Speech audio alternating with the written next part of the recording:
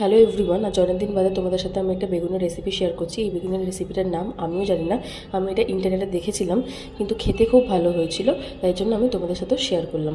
তো প্রথমেই আমি বেগুনগুলোকে কেটে নিয়েছি, তারপরে আমি একটু পরিমাণে হলুদ, কিছুটা পরিমাণে লঙ্কা গুঁড়ো, কিছুটা পরিমাণে ধনে জিরে গুঁড়ো, কিছুটা পরিমাণে কাশ্মীরি লঙ্কার গুঁড়ো আর নুন আর গোলমরিচ দিয়ে ভালোভাবে আমি এটাকে মাখিয়ে নিয়ে একটা পেস্ট তৈরি করে নিচ্ছি। তারপরে আমি চাকা চাকা করে কেটে রাখা বেগুনের গায়ে ভালোভাবে আমি মশলাগুলোকে মাখিয়ে নিচ্ছি এপিট ওপিট করে। তারপর মাখানো হয়ে গেলে আমি একটা প্যানের মধ্যে তেল গরম করে কিছুটা কারি পাতা ফোড়নে দিয়ে তারপরে আমি বেগুনগুলোকে এপিট ওপিট করে ভেজে নেব।